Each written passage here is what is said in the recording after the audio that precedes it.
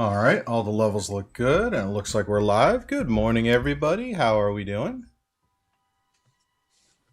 Chicka chicka wow wow. Alrighty. Good morning, Vixen. How are you today? Alrighty, so welcome. Another Saturday morning, some more live D&D and throwing some dice with Shadow. That is not the correct thing. Graphic. Painful. That one's off. What should be on? There we go. It's been a week. Okay, sue me.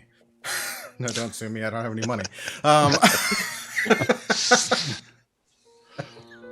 I know I'm disappointing you so much, Chad. So much. So, alrighty. Yeah, we're just gonna a couple of things real quick right off the bat. Shout out to Sirenscape for background music and soundboards, and which you can check out at sirenscape.com for all your tabletop experience enjoyment.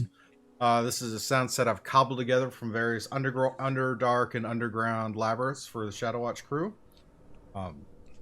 So go check them out. Give them all the love and check out their online player. It's a great way to connect with your friends until you can meet around the table. Shout out to everyone in the community. You guys are awesome and amazing and wonderful human beings. We appreciate and love you so much. For checking out these videos and tuning in. Be sure to hit that like button if you're enjoying this, and if you want to know, if you're new here and want to know when more videos come out, hit that subscribe and hit that bell notification. We appreciate all that kind of support. If you want to influence the game, you can embrace your inner Loki and be a trickster, and there's information and links on how to influence the game in the description below. All kinds of fun to see what happens. Thank you to the moderators in the chat for getting up this early or on a Saturday, or early on a Saturday. I know some of us early like to on a sleep Saturday. in. So thank you very much. Alrighty. I don't have any major announcements to put out right now. So I think we can kind of just get into it and then see how things go from there. How are all of you this morning? Pretty good? Pretty good week? Doing well. Glad it's the weekend, though. Bouncing off the walls. Yep. My mom and actually hang out with her for the first time in ages yesterday, so that was really nice. Oh, awesome. I actually went out with since I started working again, I went out with some friends for lunch yesterday, and it was the first time I could walk into a restaurant and not care about my wearing a mask. And then today it was go out for breakfast, and they had a sign: if you're vaccinated, don't wear the mask. If you're not vaccinated, wear the mask. And it's like such a good feeling. Yeah, it really is. Yeah, although it's not 100% proved yet that obviously the vaccines are there. I've had my jab, but there's a lot of places in the UK that are still saying unless you're actually eating or sat down there, you keep your masks on, because they still don't know about just quite how reliable it is yet. That's fair. I mean, that's totally fair. My daughter had her first shot. Setting up. I was going to send my son over to get his, but the FEMA center near our house is getting shut down because I guess they've reached that break-even point, and now the schools are doing shot clinics, shifting from one to the other, which it happens. And I think it's pretty cool right before Memorial Day weekend for us in the States. Just out of interest, Scooby, your kid's doing lateral flow tests from school on a regular basis. What are they? It's basically like, well, I suppose it looks like a pregnancy test. It's basically like a little sort of white plastic stick that basically you have a bit, I think you lick it or you touch it to a certain area. And then basically it will then, over the course of the next half an hour, come back with a little bar on the marker as to whether actually it's positive COVID or not. I don't know. I know as far as the rapid tests, that was done at like the emergency care clinics or the urgent care clinics. I guess the hospital light places. I don't know as far as an equivalent maybe. But I haven't I'm not sure. I don't think they're doing them in the school. They pretty much say, hey, if your kid is sick in any way, keep them at home. Yeah. My No, they're daughter good. hasn't been in school since the whole semester because she was like she was like the only girl in her class on the day she would go. So she started to feel a little bit of anxiety. So she's like, I don't want to, I don't feel right. So it's like, all right, fine, stay home, do classes at home. We're all good. Yeah. No, the UK got to the point where it was just carte blanche, right? Everybody's going back to school. Lateral flow test twice a week. As soon as you get any sort of positives on that, just pull them out of school. But other than that, wear masks in the corridor, just go back to normal. It's been Yeah, I pretty don't think weird, we really. ever went that way. I think that's where a lot of people in the US are all upset. Is so many schools were like, no, no, no. And a couple of them, it's like, yeah, we're letting all the kids come back into school. Great. Guess what? Next month we go on a summer break. Yeah, by the point, it's like, okay. So, it is what it is. But all right, let's kind of get into this. So, when we last left off, our intrepid band of adventurers who prefer the shadows over the light infiltrated a section of the city that was controlled by the Drow. Unknown numbers of Drow were in this area, and after getting past the checkpoint, deciding to opt to do some kind of investigation recon. Obsidian utilized some of his druid abilities and turned himself into a tiny little spider and crawled around the complex, seeing quite a number of Drow, and then by sheer chance and patience found the altar to Loth, and went into and took and stole the shard of midnight from the altar, and then escaped again without being seen. And as the party realized we just pulled off a major heist and it's like kind of in a panic, decided to make a mad dash to get as far away from the enclave as possible. A couple of encounters with a few Drow on the way out, because again, just happened to be as they were leaving, the guard post they had went through was discovered as being the site of a battle, and were raising the alarm. No witnesses were left, and the party got away using some summoned steeds to get to the stairwell that leads up to the Myconid area. So far, their tracks are fairly well covered. So pursuit is not immediate, but a probability. And this is where we bring in our party. They had just they just did their escape. They're at the stairwell that could lead up to the Myconid, or they could choose to travel to some other part of the city. So, tired, exhausted, feeling no small amount of adrenaline. What do you guys choose to do? So real quick, Anarion has an idea and asks Cablis, let me see your map that you have. Okay. And he wants to kind of show the party a plan that he has of how we can try to do some misdirection and escape from the pursuit. Okay. How do you wish to try and do that? Can you pull up the map? Right. I shared it with y'all once before.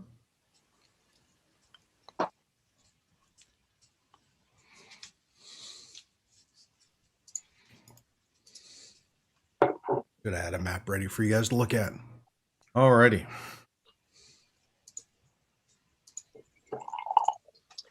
So we'll go to our map thing.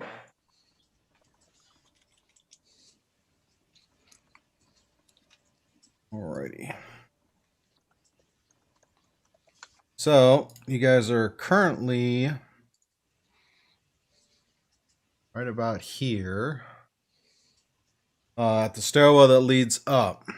From Cablis's map, she has a rough path that leads to where the Drow are, and a path that leads to where the Mind Flayer are. She says that she points out that to the west there are a number of areas that haven't been explored.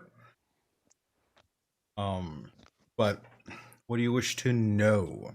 So the blue line that is down south of our current position, that's the gap that we had to cross over with that rope bridge, correct? Yes, that was the ravine you had. That was the 30-foot ravine you had crossed and had the encounter with the Driders. Okay.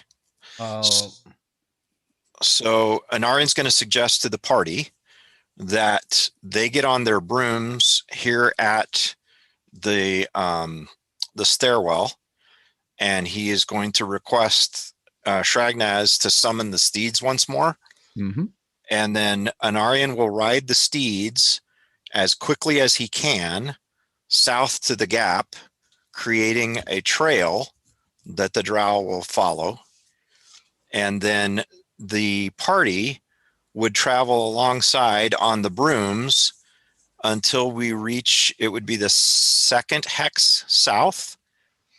In the second room there, okay. it looks like there are some offshoots that could go to the west.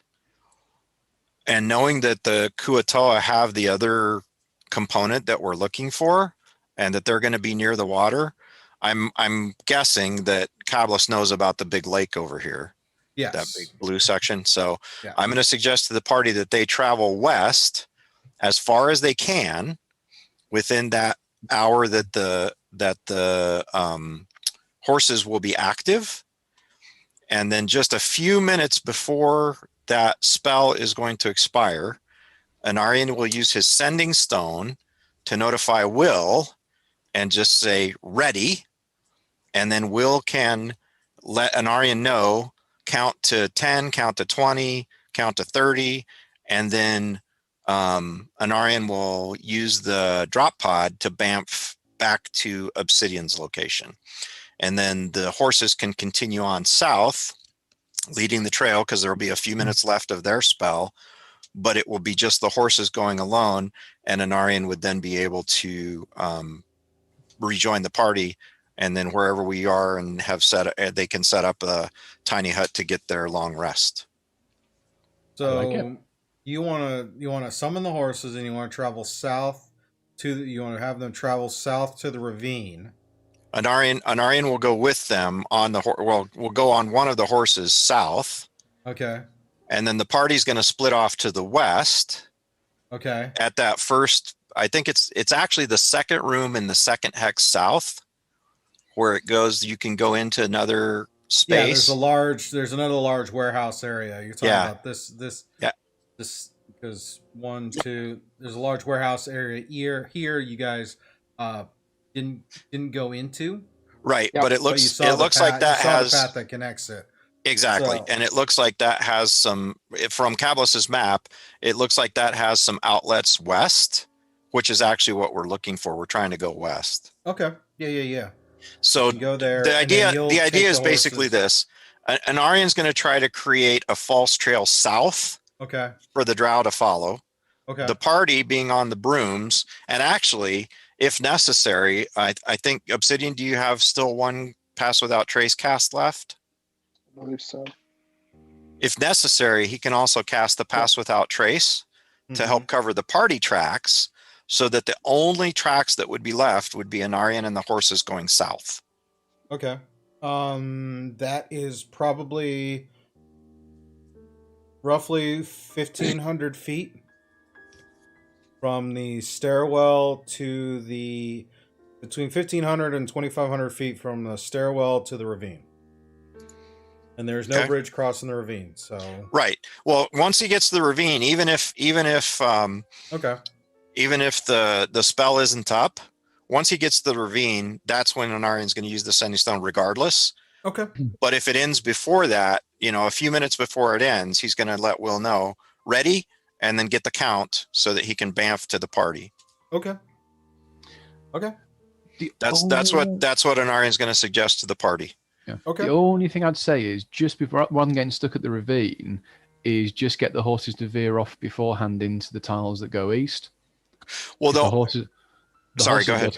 The horses will be able to go for quite a while longer, because if it's only 1,500 feet and they can move or dash 60, they're going to be around for quite a while longer. So rather than just milling around at the crevasse, is get into that area, but then veer off to the east, just get even a bit more of a trail going.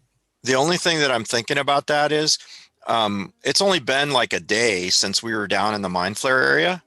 So all of our tracks going in and out to the mine flare area are still going to be there. So it'll help to muddle the tracks, make them think that we went down into the mine flare area, and then maybe they'll pursue down that way more. Mhm. And we don't want to send them east 2 days. because, so the tracks still would be Yeah, relatively tracks are all fresh. still there. Yeah. Bodies were all gone, but the tracks were there. But it's technically been about 2 days since you last passed through, because you spent at least a day hanging out in the Mykonen area, resting, recovering, and doing some research and stuff, and then coming down. So, but that's what I'm saying. At least the tracks would still be there. That may help to confuse the matter. And I don't really want to send them east, just because the idea that we have is that we want to get them to think the Kuatoa have taken it at some point, right? So if we send them east, that won't necessarily tie into the Kuatoa. At least that's my thinking. So I'm willing to listen to whatever the party has. Or in which case, if it's meant to be the Kuatoa that took them, then again, stick with the 99% of that plan, but then just send the horses west instead, but west at a lower period. Because I mean, the thing is, if the track's going to be different, the horses are there on their own, it's only going to be the horses' tracks at the crevasse, and it might look a little bit odd if they just then stop and there's nothing else with it. Well, the thing, like I said, the thing is, we still have our tracks that were there from a couple of days before. So it would make logical sense if the horses stop there because they can't cross, but then our tracks pick up again going down into the mine flare area, is what I'm thinking. And the only reason I don't, on the other side of the ravine. Yeah, the other tracks will be already over there on the other side. The only reason I don't really want to think about bringing them west is because then that might speed up the pursuit to our direction, and I want to try to misdirect as long as we possibly can, if that makes sense. I get that. The only problem is we might end up then delaying them too much, that they're not in the right area to pick up on the. These tiles are about 500 foot across at the scope. Yeah. But here's the other piece on that. The other thing that I'm thinking, if they can track the shard, then once we get into the Kuatoa space, then we expose the shard briefly and then put it back into the dimensional space, into the quiver. Yeah, and did we not set as pro only about a couple of tiles worth of area they'd scan? So I'm just looking at the map and thinking number of tiles it's going to be over. I think it depends on what's doing the scan, what's doing the scry. Yeah, but I'm not sure. Well, but anyway, that was the plan. Yeah, it would be a locate object spell, which is good for 1,000 feet. So it'd be a couple of tiles then. Oh, because that's the one that you knew from last week, wasn't it? Anarion, wasn't it? John. The knowledge of the spell with 1,000 feet, wasn't it? So yes, it's going to be a couple of tiles over.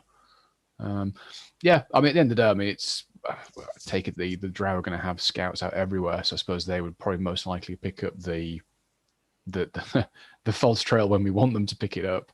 I mean, ultimately, the horses can run for an hour. We can instruct them as a fey creature to do what they're told to do. So, yeah, it just seems a shame just if we can't get more out of it. I mean, just out of interest, Scoob, the crevasse, there's definitely no way the horses could go down it and back up the other side.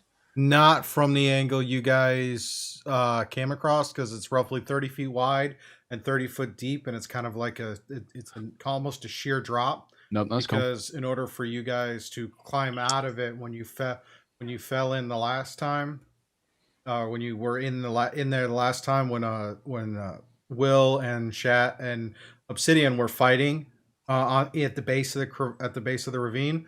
You had to use they had to float up with their brooms. They couldn't just walk up. So realistically thinking, for the horses, unless they can jump 30 feet or could take a 30-foot fall, they're probably not going to get across the ravine to keep going. And you guys never explored the ravine as far as laterally. Yeah. Oh, that's cool. Yeah. Will, when did you become a rogue? Cold. Oh, how can you be cold in California? It went from being 80, almost 90 degrees to like 60 degrees in one day. So it was shocking. Shock to the system. Yeah. So anyway, any other input from the party on the plan? I think it's a really good plan. I have nothing to add because Yeah, and because we only need to misdirect them for 8 hours while we get a rest, really. That's the idea. Yeah. Okay. lid. So I think that sounds like what we're gonna do. Yes. Just very quickly check, but looking at a warhorse has a strength of 18 and they'd be dashing 60 meters. They probably could jump 30 foot across. I'm just going to double check it, but yeah, I'll go with John's plan, but I'll just see whether we can get them over the other side of the crevasse as well. Oh, yeah, because if you do a 10-foot, at least a 10-foot running jump, you can do a long jump, which is 3 times your strength modifier. 3 times 18 is almost No, 6. modifier. Modifier, and 18 gives you a +4. 4? That's 12 feet. 12. Strength score. Thought it was a modifier. Yeah, I think it is modifier. Why can we never remember the darn jump rule? Because we never use it. We fly. Yeah. It's much safer. Yeah, Cabalist, it's much safer.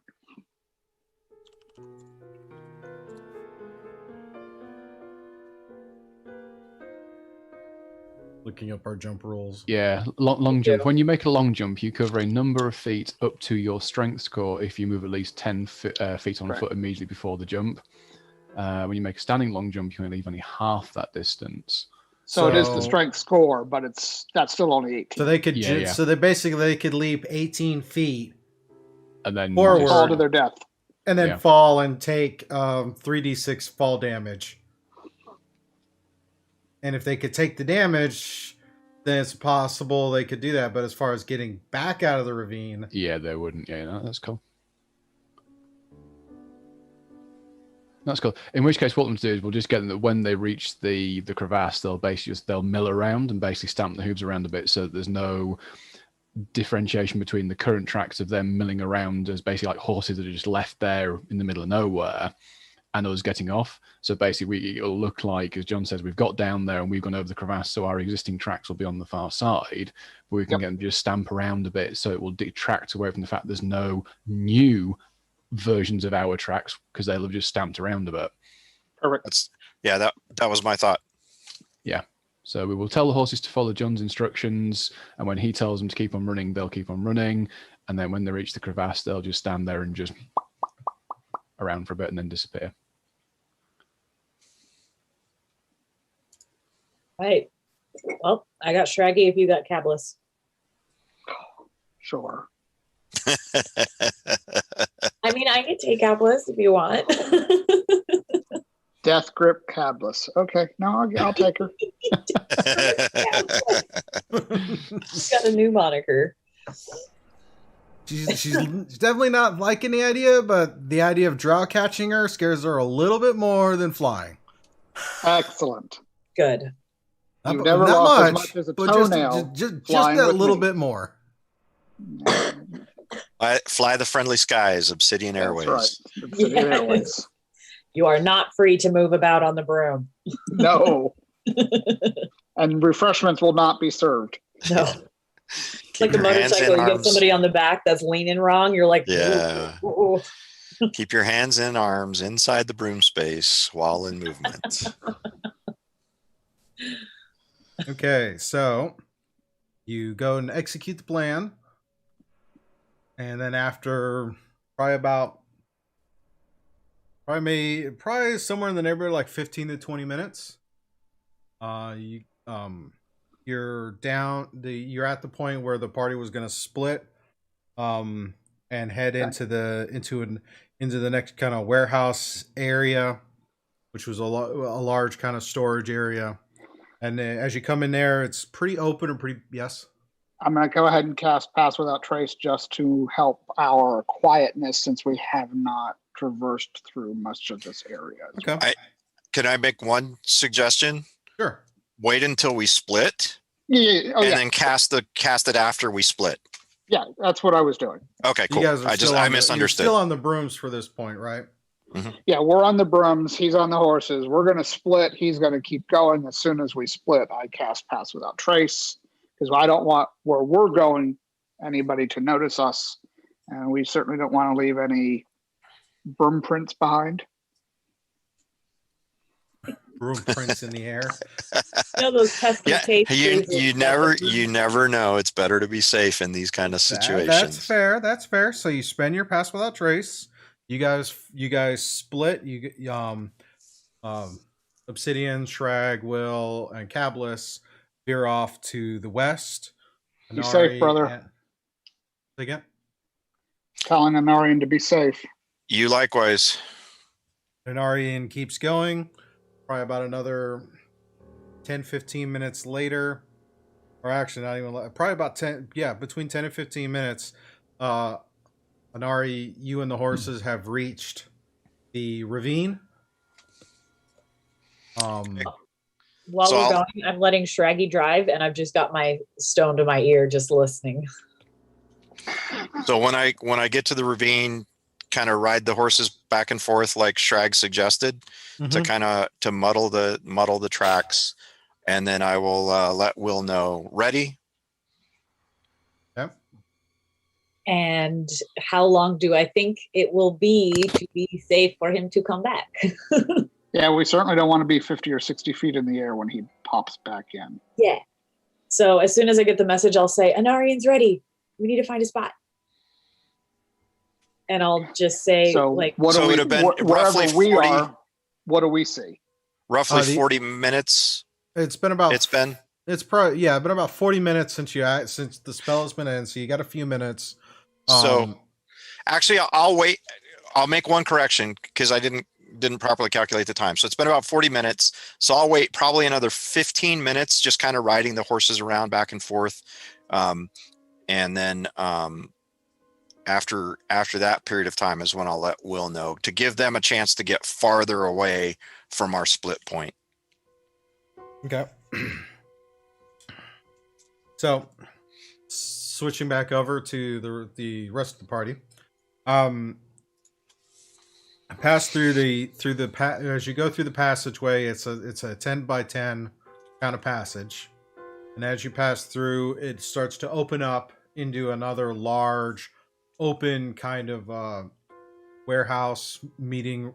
You can see that the stone's been somewhat worked to where it gives a structure and whatnot. And there are various little offshoots throughout there. Some of them have been collapsed in. Others I've just got some debris and whatnot in them. There's one passageway that you find that is, again, the 10 foot by 10 foot that leads kind of it looks like it leads in kind of a southwesterly direction for about 100 feet or so. Okay. So it's beyond, I mean, Shrag comes up, and with his vision, Shrag, go and give me a perception check. Dun. Can I give him guidance for that? You certainly can. Guidance. Ka-ding.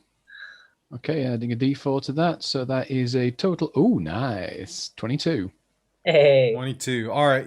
As you look down the passage, it looks fairly straight, but as you kind of look through, you can see just at the entrance to the passage, it looks like there's some large fungus growing on either side. Gives you the impression that at the end of this passage is another one of these underground kind of garden fountainy areas that you've passed through a few times already. Okay, guys, we could be having up something that could be a good place to stop. Go hide underneath a shroom somewhere. Obviously, just watch for the shriekers, but we can wait there for Anarion. You know, like kind of point up and then sort of give some hand signals and then call back to Obsidian. There are no other entrance. There are no other ways out other than the way you came in. And then there's just some of the various rooms throughout the back area of this place. Yeah, and I don't know if we want to just stop here. I think we want to try and go as far west as we can. With only a short distance, I don't feel safe. Okay, on your head, bit, boss, but we keep going. But I don't want him going squish when he arrives. He's strong. Have we caught up to where I got the message yet? Yeah, No? This is while you're doing the searching, and you could go. Oh, it's up to you if you want to receive the message now, or if you want to try and go a little bit further. I think we would want to try and go as far southwest as possible because we don't know how they're going to split coming down their search party. So I'd want to try and be as many tiles west as possible. Okay. So you guys go down that path. You walk into another one of these large garden areas with the terraces and the paths and the fountains. From there, you have your options of going north, going southwest, or directly south or southeast. Southwest. There are three paths south, one path north. Southwest. Is my vote. Yep. Keep it angling down. Southwest. Is Following Obsidian.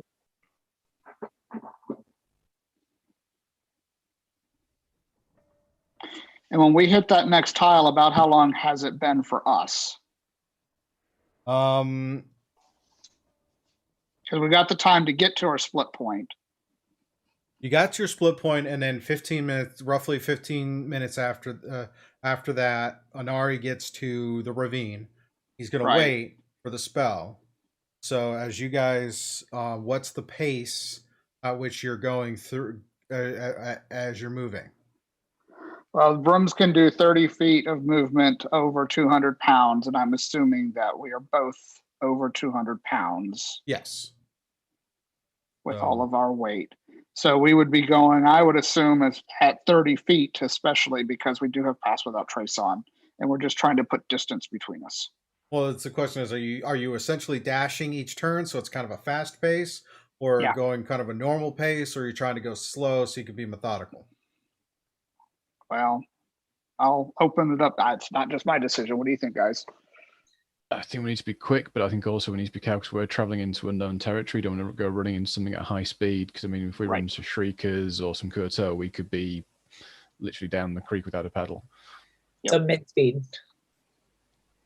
Not super slow, but not dashing. Yeah, so basically careful. like normal speed. Normal pace. Yep. Okay.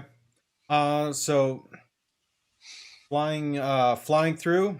And I would say if it's a tall one of the, because most of these plant areas are pretty tall. Yeah, they're a few hundred. They've got a few hundred feet, but there are also areas where you see like little miniature columns that kind of lead up with kind of like a walkover bridge in them, and so and then if you want to kind of stick to the outside instead of just running through in plain sight, knowing that Obsidian is probably going to try and stay to the shadows as much as possible. It isn't going to be we're just going to fly right over through the center of this thing. No, he'd want to stay close to the shadows, and he'd want to get a little distance so that the Shriekers, if they have a range of vision, were above it, basically.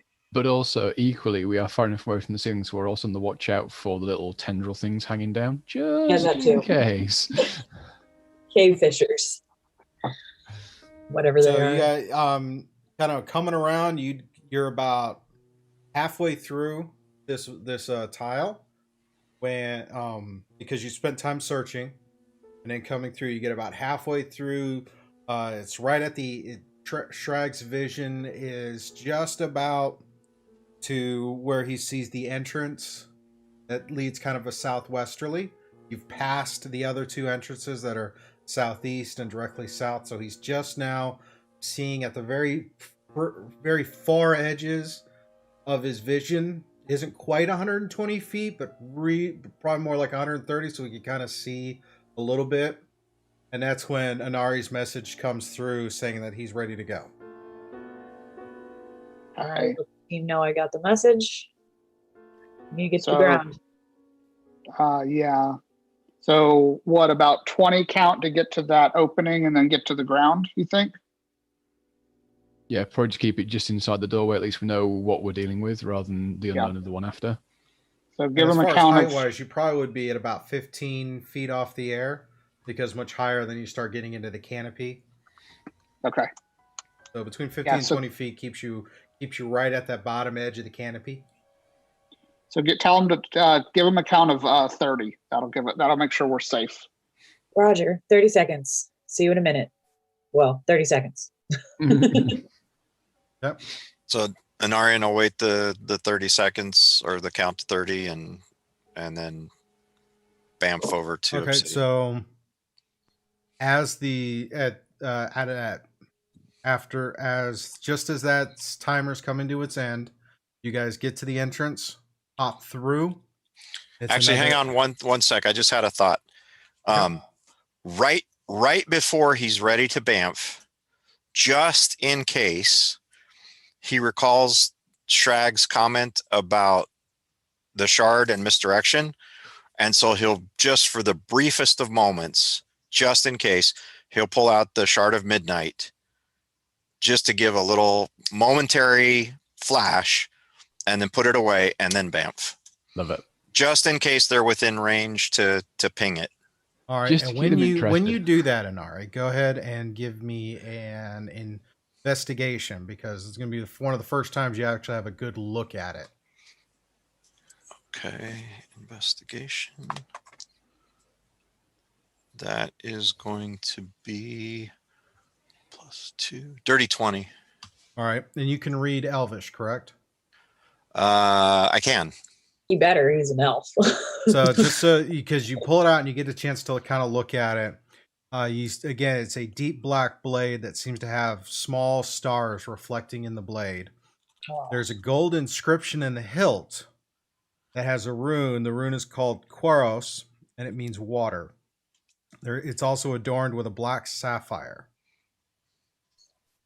Sounds so beautiful. So just wanted to bring it out just for that momentary You get a chance flash. to really kind of look at it, and you can kind of sense it's an old weapon, and then you put it back. Put it back. And then right after that, I'll bamf over to Obsidian. All right. Nice. So switching back over for Obsidian, Will, and Shrag and Cablis, you guys come out of the garden. A small kind of a narrow. The passage is a little bit larger. Not by much, though. Not by much. And as you pass through, you kind of get into what appears to be a bunch of residential areas. So this passage is the kind of the 20-foot passageway. And immediately as you pass through, after about 70 feet, there's a offshoot to your right. What looks to be where there's a residential area. It's the first kind of dwelling area that you come across as you come in. And right about that time you're looking at it, Anari just appears right with you guys. He appears on the ground because he's within 60 feet and you guys aren't floating above.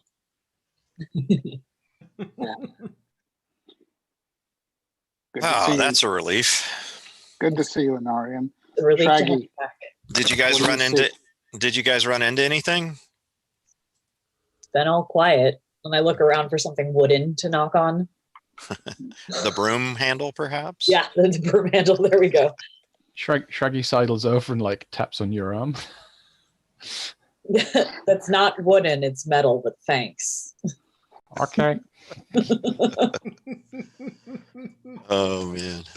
Traggy, what do you see down there? Is that a good place for us to rest? Looks like a residential area there.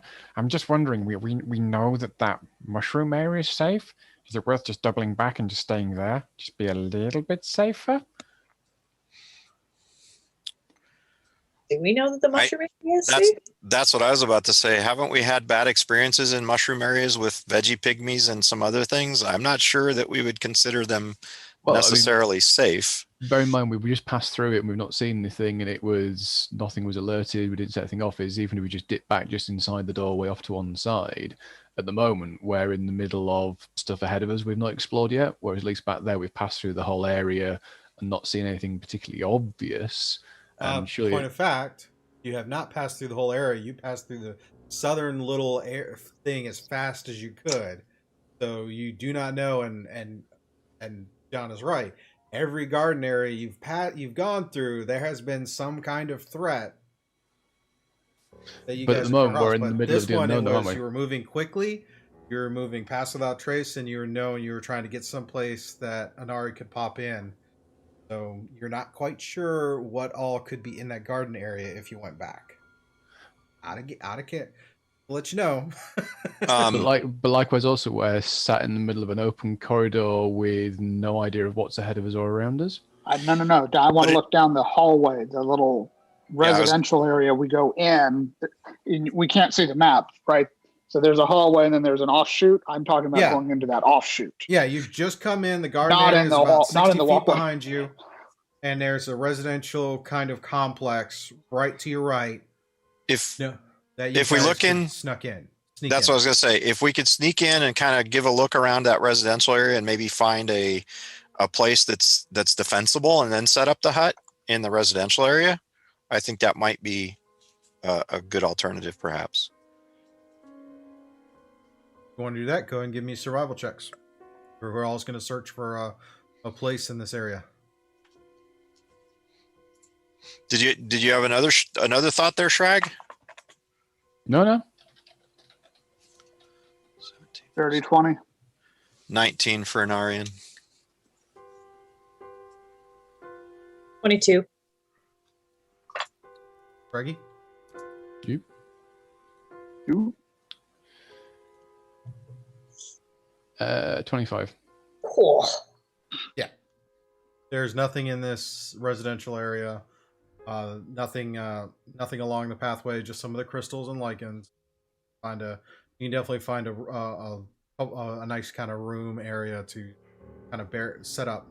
Again, doors are hard to come by because most anything that could be taken as usable material has been taken. So it's a lot of open doorways.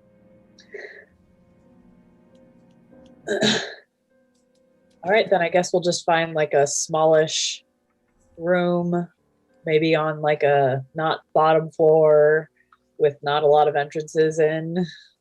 It's gotta be able to fit the tiny hut. Yeah, which is 10-foot diameter. Mm-hmm. Yeah. Not a problem to find a room that can support it. So I'd like to just take in at the entrances and put some ball bearings down. Okay. Anarion will toss a few call traps into the mix. Okay. Now, just thinking, guys, for all that's going to help slow people down a little bit, is that not just actually going to make it obvious the fact there's somebody there? If we're trying to remain hidden, if I think it's it's less undisturbed, then it's going to be more hidden than if we put stuff down where they're going to go, oh, look, somebody's put some ball bearings and caltrops down. There's I think somebody it's- in there. I think it's more to give us warning than to try to prevent an entry. Now, I what mean, does that's the what hut I was look thinking. like? Yeah, what does the hut look like? Can somebody, if they look in, see it with dark vision? It's basically a description, but you can sort of kind of hide it away. So basically, it doesn't let heat and stuff through. So, all the spells with the magical effects can't extend through the dome. It can be cast through the atmosphere inside the space. Comes from drive, regardless of weather outside. You can command the interior to become dimly lit or dark. The dome is opaque from the outside of any color you choose, but it is transparent from the inside. So they'll probably be able to detect magic, but we can certainly color the outside of it to sort of match the The rooms. Okay, Yeah. then I won't put them down. As long Yeah. as we Yeah, good point. can mask it pretty well. Yeah, but if we put in like a stony room, we can make it look like kind of like sort of the Stone. like a stone of the walls. Okay. I'm good with that. Cool beans. I'll just cast that as a normal 10-minute sort of ritual rather than speeding it up. That works. So Shraggy will chant away and we'll bring the little hut up. Oh man, that was stressful. I do not like splitting the party, but that was a really good plan, Anarion. Thank you. I'm glad it worked. It would have been very sad had it not. I'm We don't glad know you it's made it worked back. yet. We don't know Well- it's worked yet. I will say this. You didn't encounter anything and I didn't encounter anything. So at least that part of the plan worked. Yes, we're back together again, where we can fight together again. That's what matters.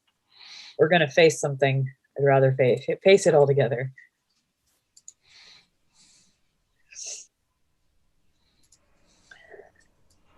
And I promptly plop down and fall asleep.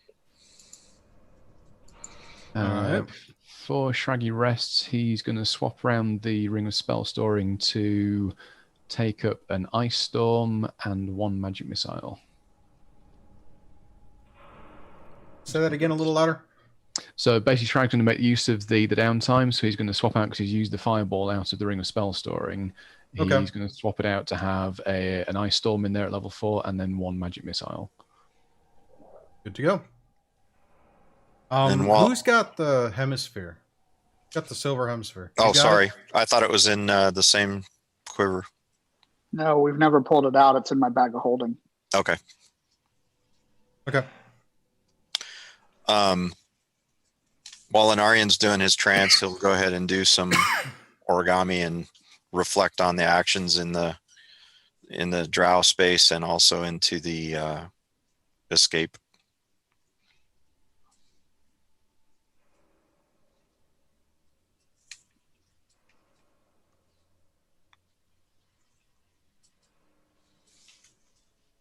Once Shraggy sorted the ring out, he's going to sit there and he's going to pop the book open, and that's going to be like kind of sat on like the middle of the kind of the spine on the inside of it, just sat there with the legs hanging over, just chatting away to Shrag, and he'll just go like quietly whispering away to her. Okay.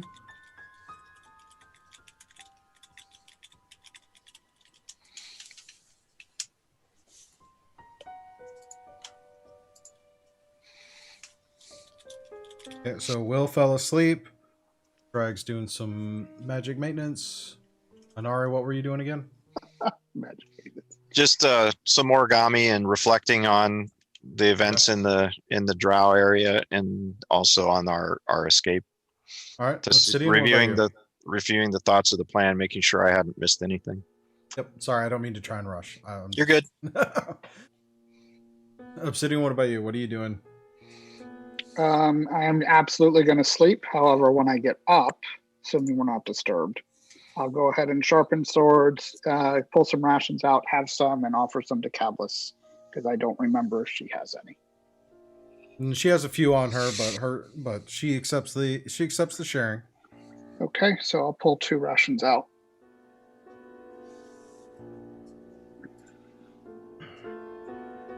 So the next 8 hours kind of progress without much incident. Oh, thank God. Long rest. Yep. I'll get your long rest. 8 hours pass. The day counter moves forward by 1. Yay. So we do pass dawn then, correct? Yes. Okay, good. So drop pod stones, I'll get reset. As do the sending stones. Oh, how many days has it been? Double check something. Let's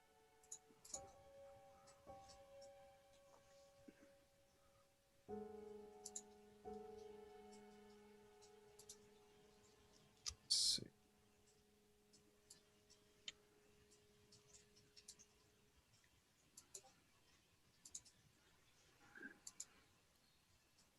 Okay.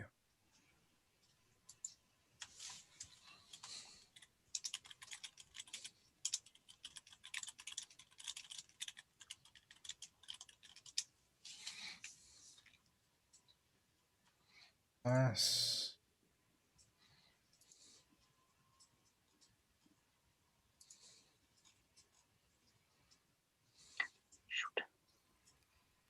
It's been a little bit. Let's see.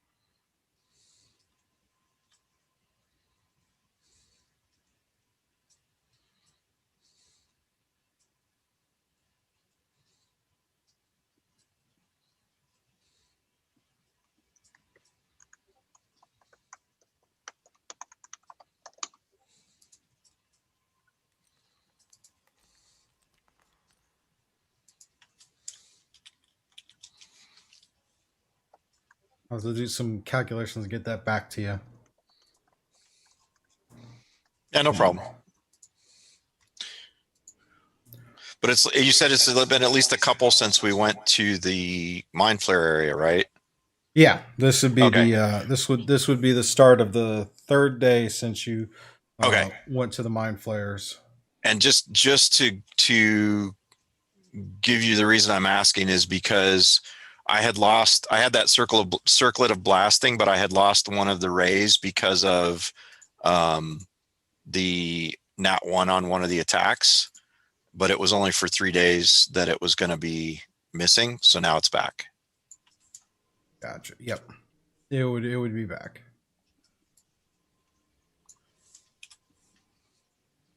So I can adjust that.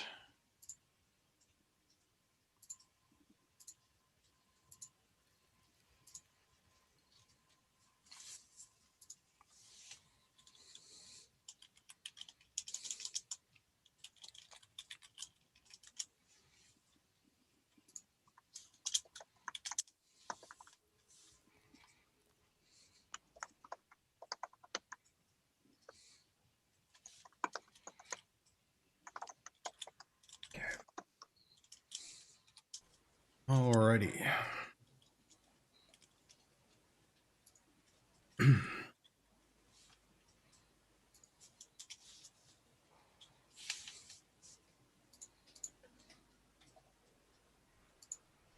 Do I feel like I would know enough about this object to feel like I could find it with locate object? The last one we're looking for with the Kuatoa? How so? Well, the last one's the Blade of Day, I think. Yeah, just from like From the description. descriptions and Yeah, like the shard of like the. I mean, you saw the shard the Baron had, and you saw and I don't know if He hasn't seen the midnight. there's a slim chance. Maybe give me I mean, you handed it when you handed it to Anari to toss in his pack. It was pretty quick. So there might have been a glimpse of what it looks like. That being said, Anari had the chance to really kind of get a good look at it. So in the discussion, the two swords are very similar in terms of their basic structure, as trying to get a mental picture of it. Go ahead and give me an intelligence check. I give myself guidance on that. Yeah.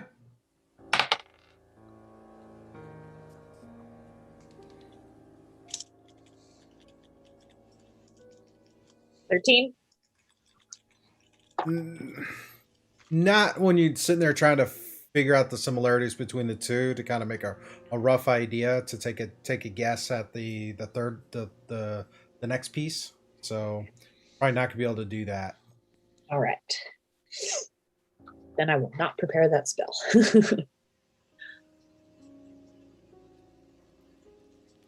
So the hemisphere is an obsidian's bag of holding.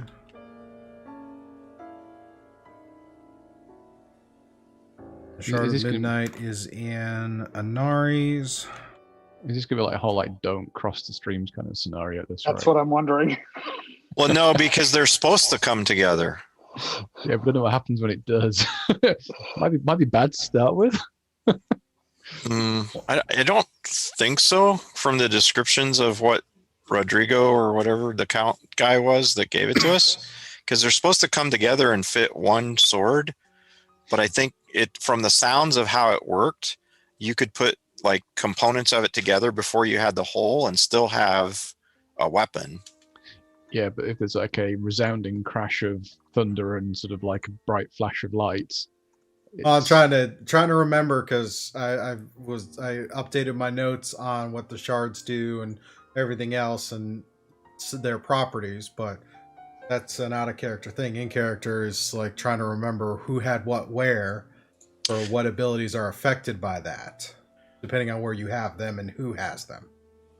So that's what I was trying to make sure my notes were up to date. Yeah. Because, But I mean, in terms of what Rodrigo, what the count told us about the thing, I mean, that's what I remember from our first description of all these things. Was it's supposed to be the 3 different blades that come into the sphere and make one mighty weapon, right?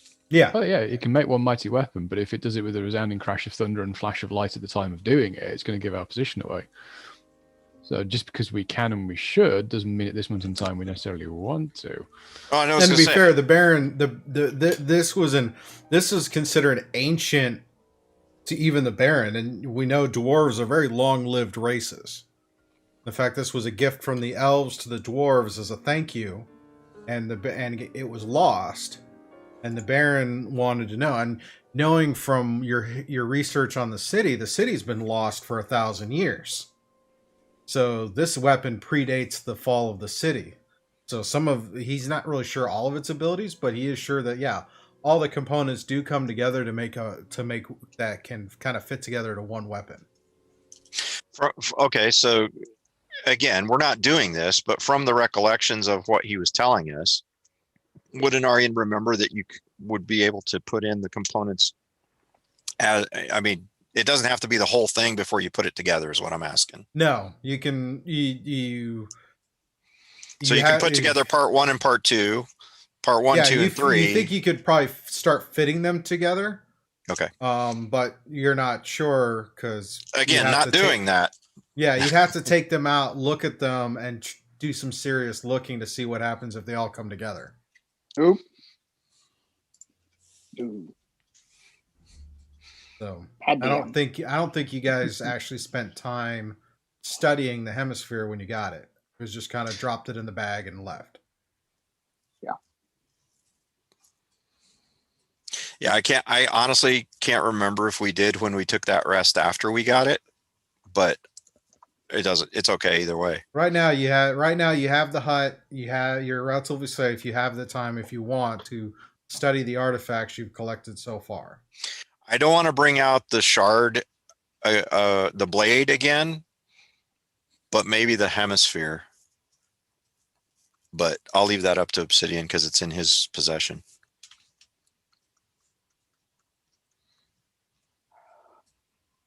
We wouldn't know if anybody else would know about this. In what? Other than like the Drow, they wouldn't necessarily know about the hemisphere, would they?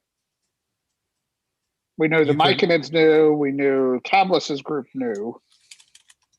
Yeah, Cavlus's group had a rough idea of what of its location, but not much more beyond that. Right.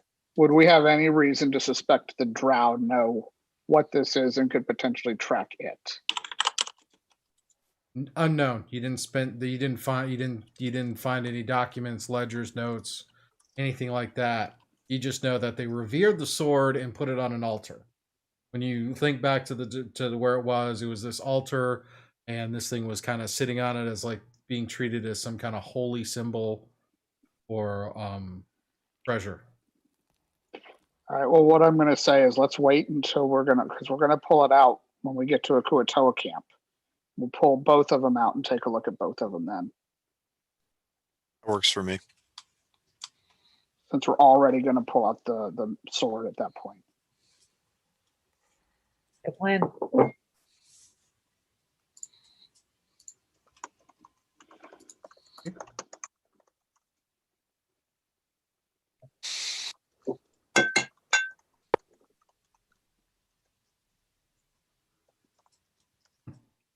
All right. So, what do you guys wish to do now that you're kind of getting in this morning after? West. Yep. I would agree. We want to continue west toward the lake. Okay. All right. So, Cavlus is updating her map based on how far you've gotten so far. You guys sit there and gather yourselves up, prep up for what you're trying to see what happens, and make your way out of the little residential, little kind of cul-de-sac area, and then step into the kind of the main kind of passageway, the 20 foot by 20 foot, kind of passing through. The path weaves around. And then at some point you come up to an intersection where you see the path goes west, it goes back east, and then kind of continues west, keeping that turn. then as you're progressing, you notice that the ground ahead seems a little odd. And as you're kind of coming up, you start to see that the ground ahead seems to have taken a different kind of look about it, because Obsidian, Will, and Anari, you guys have such wonderful passive perceptions. You can tell that there's something different about the path ahead. And you look, and it looks, instead of it looking like rock, it kind of looks liquidy. Are there any pebbles or anything on the path? There's a few. There's a few small rocks. Small rocks. I'll pick up a couple small rocks and toss them at that space that looks liquidy. Get kind of a heavy.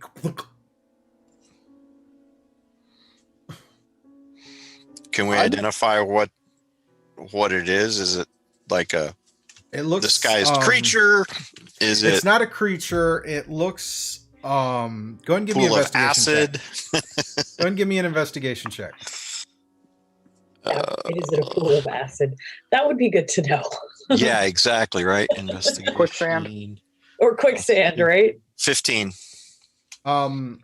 It looks like something natural happened, and it kind of dissolved all of the stone into kind of a slimy muck. Yeah. Testing it doesn't seem very deep. Looking at kind of where it is, looking up at the ceiling space, does it look like it was something that dripped down to cause that to occur? How does it look like it came about? You can't really tell. The air does feel a bit moist than in other areas. Then you're not seeing any indication. Did we just enter into Alien? Yeah, I'm thinking it's gonna be some kind of strange oozy type sludgy thing. The way the walls are is you actually have to go forward. So I would suggest brooming it across instead of trying to cross through this liquidy muck. I take out my broom. I give Cabalus a look. Pat the broom. Come here. Come on.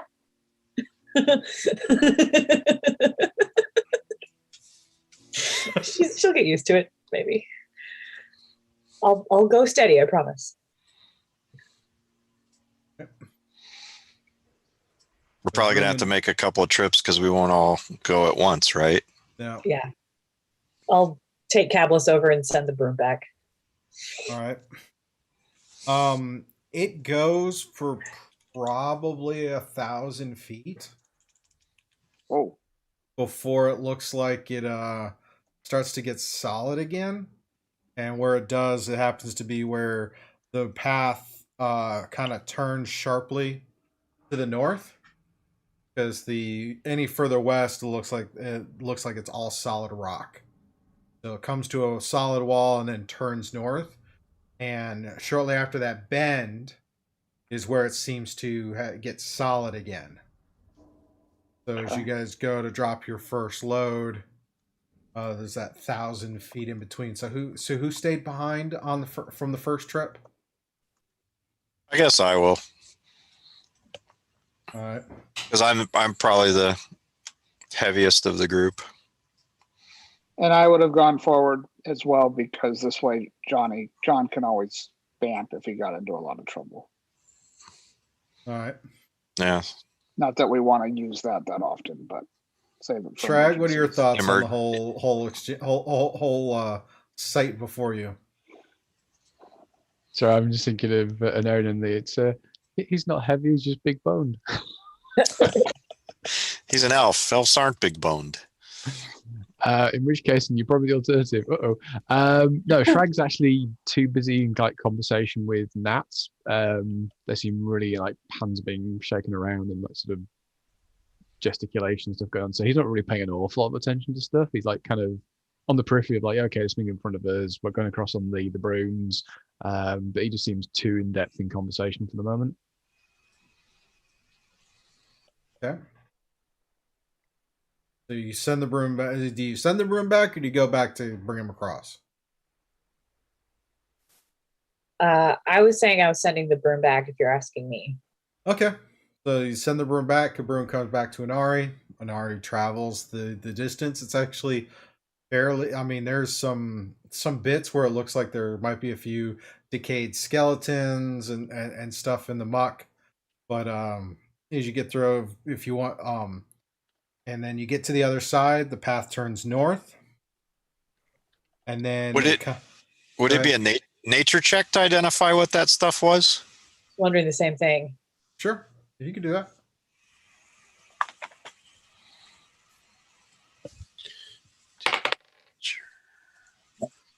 Dirty 20. Natural 6. +2.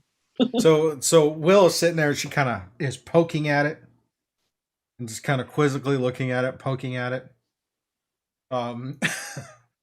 Salty. Best you could guess on Ari is it looks like something dissolved the rock and kind of turned it from a solid to a liquid. So it's essentially a 1,000-foot long mud pit, quagmire of like liquefied stone. What does that? Yeah, I'm wondering the same thing. I'll share the information with the party, but apparently I have no background or knowledge that would indicate what would cause that. Or what could potentially live in it. Let's keep going. Yep. Yeah. Yep. That's fair. Leave that to whoever's following us to worry about. Exactly. There you go. Did you say that it's kind of just like a stripe of it? It's the entire passageway. So Okay. you have your sides and the cavern sides and roof are there, but where you would normally walk, it's all kind of melted. Okay. this kind The of entire liquidy- like 20-foot wide hallway. Ooh, okay. Okay. Gross. Is worried. So, and this is the part that goes north? No, this is the whole part that went west along this particular region. You get to the other side now. The path is going north. As you Okay. kind of come up on that, you come to another intersection where it doubles back to the east, and then it also goes west. And as you look through that, you look into another one of these large kind of garden areas. Is it worth this moment in time consulting with Cablis and her map and just re-establishing sort of where we are in relation to everything else? Say that again. So basically, can we see the map again and where we've actually now reached based on Cablis's map? Sure. Yes. Can we see the map again? Well, map So quest. at some point, one of us should really copy Cablis's map so we have our own. Maybe that's what I'll do on my next long rest. Probably a good idea. So she's been Maybe I'll making give you her Kevin's. notes.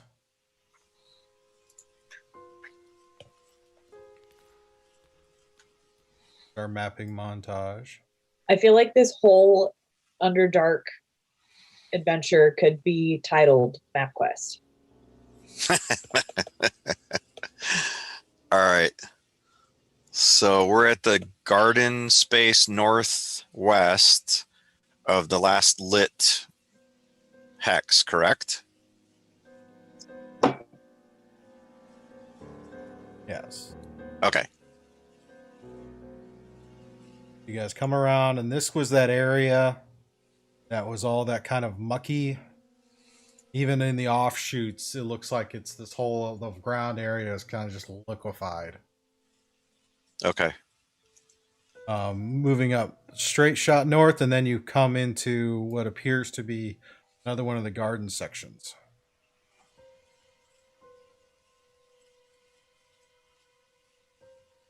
Yay, Infinity Designer.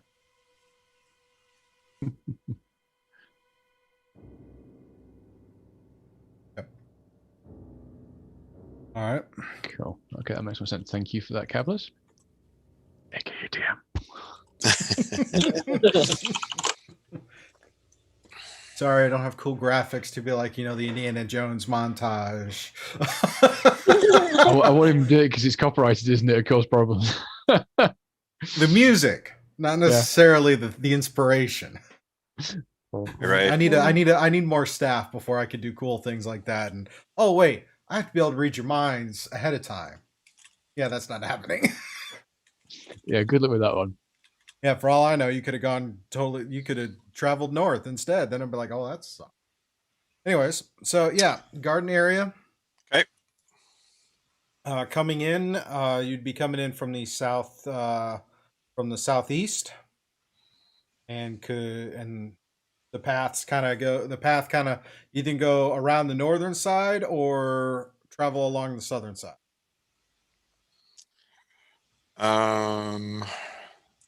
We're trying to get to the lake, so it appears to me probably the southern side would give us a better route. Yep. Yeah. And In go and out out. that She can't speak to southwest what's corner. beyond the tile, so all you can see is just as you're standing there, it's either No, going but north or west. What that's what I'm trying to say though. If you look west, that looks like there's another opening west. Whereas if you go north, then we're going north. We're wanting to go west. Yeah. Yeah. So coming along the southern side. Yep. At this point, it's been about 4 hours of traveling because you're trying to go through and not draw a lot of attention, but it's also been really kind of quiet. So we don't hear anybody chasing or behind us or anything along those lines. Not that you've been able to perceive. That didn't make me feel better. I never said it would. I'm just telling you that you guys have managed to maintain some level of quietness or anything, or you just happen to be at the right place at the right time where nothing has crossed your path. So far. So wait, it took us 4 hours to travel through like 3 squares? Well, there's exploring and spend some time trying to figure out the muck pit. Okay. And then travel along, because as you would travel that path, you'd every so often be like, all right, is it done? Is it done? Is it done? So rather than narrate all that, I just kind of assume kind of going through. We're traveling really slowly, apparently. Yeah. If 4 hours to go 1,500 feet. Ouch. Well, again, you came up to the muck pit. Like, okay, how do we get across? We fly on the broom. And then it's like, okay, you have to test every so often. Is it solid ground again? Okay. I'm just saying. Ouch. But sheesh. So what do we see in the garden space in this particular section? It's a lot like all the other garden areas you passed through before. Large terraces, a lot of fountains.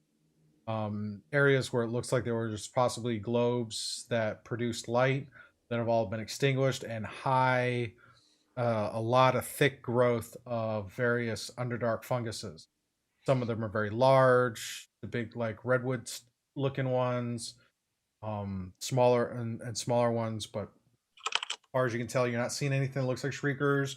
You're not hearing anything that sounds like veggie pygmies or any of the other stuff. It happens to be fairly quiet on your path through the garden. I was going to say from the recollections I have, Will was the only one that was able to learn from the myconids about foraging in these garden spaces and stuff, right? Mm-hmm. So Anarion wouldn't be able to collect anything as we're moving along to help resupply our food stores. You could roll a survival check and see if you could forage some salvageable stuff, and then it's a matter of in your evening and off-screen kind of conversations, would Will have shared her knowledge on Underdark cuisine and Underdark foraging and survival? Yes, to the point where it was probably annoying. She likes to talk about these things. So we'll say for the sake of brevity, I know it's been like 6 weeks since I used that phrase, between Cablis and Will and just campfire conversation, you have an idea. So you could definitely go foraging if you want to go foraging. Yeah, I don't want to waste the time. I was just wanted to ask the question, and It's quiet, and it's not impractical to go foraging while you're walking. Okay. It's just how much. It's just you have a better chance of foraging if you go slower. Now I don't want to slow down. We're So at a We wanna move normal forward. pace, you could still forage as you kind of walked and explored. and you said it's a survival check. Sir, All right, that is plus. So 18. 18 is good. You would be able.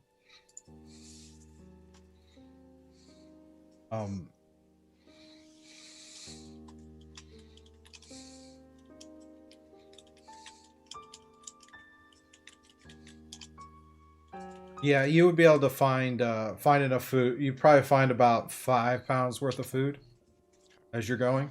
Just try to That's restock edible. some rations so that we're not using up our full store of our daily rats.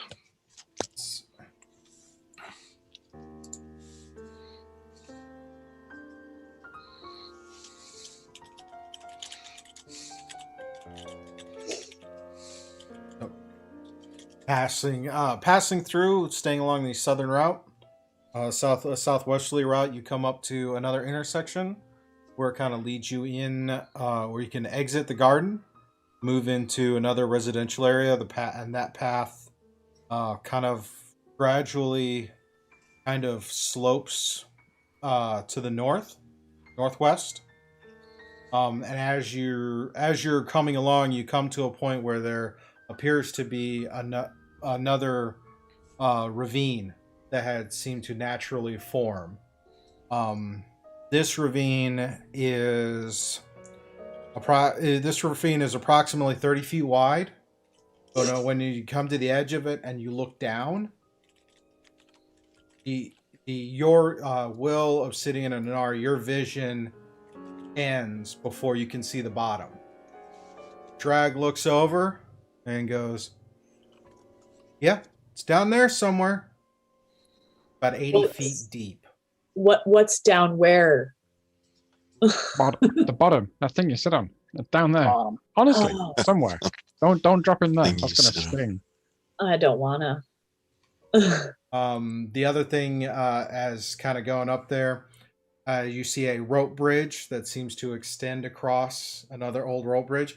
However, also you see on the sides, roughly 10 feet from either side of the bridge, you see these kind of large, purplish looking stalk plant things that have their root vines seem to be growing, and just they're somewhat intersecting right at the base of the bridge. Do we recognize these? Sorry, no. Yeah, possibly. Roll a history check, Willhelminia. I give myself guidance. Of course. Yay! History? Yep. Ooh, 22. Yes, you remember these from one time when you guys all flew through a garden area. These were a type of fungus that you saw snatch up and devour living creatures. They got close enough for the roots to grab it. Roots to grab or branches? The roots kind of come, but they're kind of that early warning, and then there's some other parts of it that will reach out and grab and pull in. Think of it as kind of like a Venus flytrap kind of deal. Only the thing is, it doesn't wait for you to. Once you touch it, it attacks. So I do that thing that like moms do when they stop the car too fast. They're just like, those are bad. Those might eat us. You see 2 on this side, on the side you're coming up on, and 1 on the opposite side. Keep a wide berth from those. Do I know what the reach is on them with a 22? It looks like they could reach as far as you can see the roots. You see the roots go about 10 feet out. So they're it's like you picture the entrance of the bridge. The bridge is just wide enough for you to walk single file across. just at those two posts out that define the sides, you see the roots are right about there. So you got maybe like 3 to 4 feet where the roots don't cross, but there's still enough of a chance you could inadvertently step on one and then attract its attention. Okay, we probably want to go through here on the brooms because they can reach at least 10 feet and they are gnarly. So let's tread lightly. For the others, because you're high perceptions, you also notice that at the base of these fungi, you see some very decayed. There's a little bit of difference in the level of decay. Corpses that these things seem to be growing out of. What kind of corpses? Drow, Kuatoa, other? One appears to be an Umber Hulk. Okay. Another one appears to be a troglodyte. Okay. That's the two you can see. Okay. Once you get across the bridge, you can see whatever corpse is growing out of the other one. Okay. And I broke my pencil. Oh, and you. Oh no! Not the pencil. There's no point now. No, I broke the little clip that what's it going. The mechanical pencil. Yeah, I can't stand regular pencils unless I'm in the shop working with wood.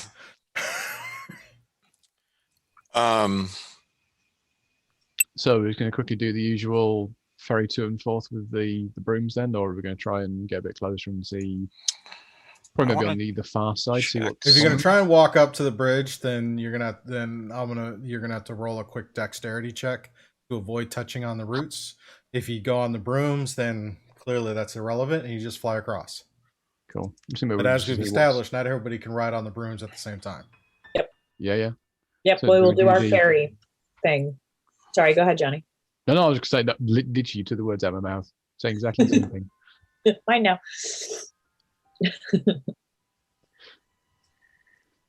Oh.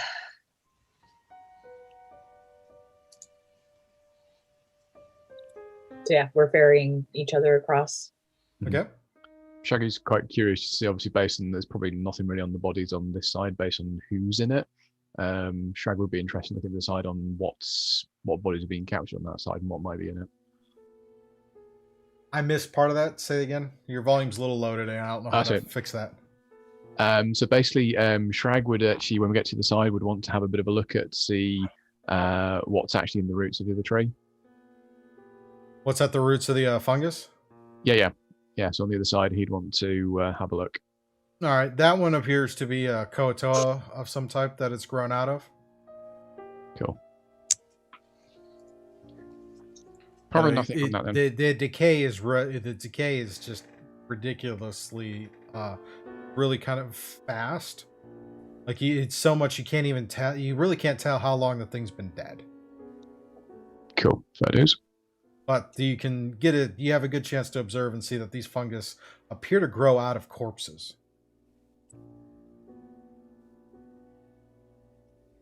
Okay, we shall keep our distance from those then. Yes, please. Agreed. And then on the opposite side, there's another corpse that has a little polyp starting to grow out of it, and you can kind of see the necrotic damage of the body. So, yes. But it gives you a wider path to just continue passing by once you cross over. So after a few minutes, everybody's across, everybody's passed, and as you come, and then now you come into kind of a large open space where you have looks like a warehouse area, staging area, and that's where we'll take our mid-session break. Mm-hmm. So thank you everybody for watching. If you're enjoying this, please stay tuned. Don't forget to hit that like button if you're enjoying this, the subscribe, all those things. Enjoy, and we're going to take 10-15 minutes to get up, stretch, refill coffees, sodas, and all those other things. Maybe even get a shot of adrenaline for some people if they're still a little tired. And we'll be back in a few. Bye. Become inspired by Sirenscape Oh, boy. Online Player's massive sound library and weave your tabletop legends by building custom sound sets that bring your immersive world to life. Simply download the app to access the entire Sirenscape archive anytime you need epic sounds. The online player works perfectly alongside any virtual tabletop to bring your players together no matter where they are in the world. Broadcast your custom sound sets in real time with flawless audio quality to give them a game they'll never forget. Get the Sirenscape Online Player today at Sirenscape.com.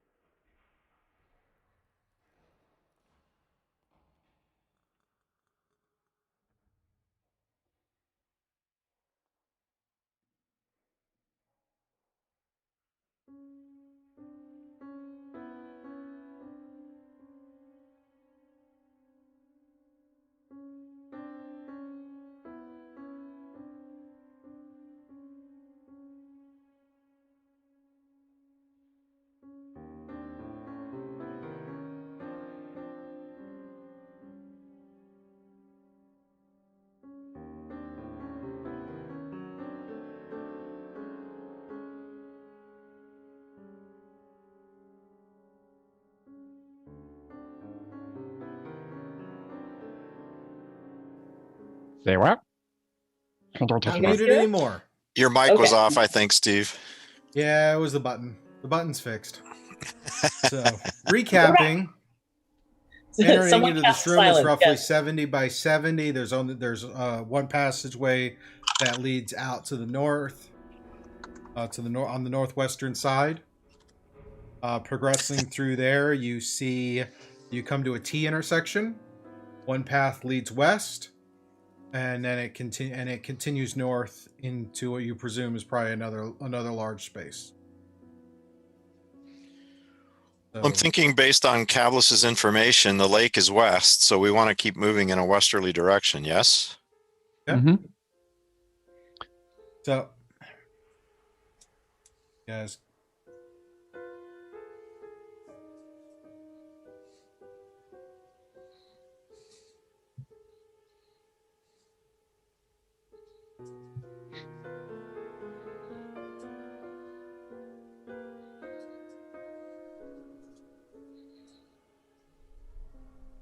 You guys move west, and as you wander down the passageway, you smell water. Suddenly, the passageway ends. You step out onto immense, mind-boggling vastness. You are standing on the shores of a subterranean lake. There is no hint of wind. The water that stretches as far as the eye can see is smooth and shiny as glass. It is impossible to tell how far the lake extends into the gloom. You can see the barest hint of rock jutting out of the lake in the endless gloom. As you look back, you see a great wall of the cavern rising into the darkness. You notice there are neither window nor vent is overlooking the lake. So picture you've walked out, and behind you is this huge wall that extends up. And then in front of you is just the lake, and from your position, the light is kind of brighter in here in terms of the natural gloom because the water is reflecting and whatnot. So your vision's extended a bit, but but in that darkness out there, you kind of looking. Shrag has probably the best chance of seeing this. There's looks to be some kind of a rocky island that's that's out a ways into the water, but you don't see any way of getting to it except going through the water. I'm going to look at Cavlus and ask her what she knows about the Kuatoa and about this side of the city. Kotoa patrol up and down. They're an aquatic species, so they're kind of in and out of the water as far as their terrain. Swimming, she advises against just swimming out there because there are things scarier than Koatoa in the water. Always bigger fish. I'll ask her if she knows anything about a settlement of Kuatoa along the shore, or if they live in the lake, in the water. They could live live on the island. They patrol up and down this kind of beach area. So there's no known settlement or enclave or anything like that, like the gnomes have along the shore. No. Okay. Not that she's aware of. So with that information, I'm going to turn to the party and say, I don't think, based on this information, our idea of exposing the shard to draw the Drow in to fight the Kuatoa may work here. Mm-hmm. We may have to wait until we actually find a place where the Kuatoa have settled before we do that. Makes sense. Yeah. Do we think they live on that island out there? Probably. I'll turn to Cavlus and kind of do the raised eyebrow. Well, what do you think? Are they on the island? As she said, it's a possibility. They live near water. They would live near the water. They can swim and all of that. So they're not going to stray too far from the water if they can avoid it. Because they're also an amphibious species, so But from her How knowledge, high? she doesn't know where it is. no. Okay, sorry, Shep. Sorry, No Obsidian. worries. How high is the ceiling or the whatever we want to call it? It extends up far beyond your vision. I'd say it's probably a few 100 feet up.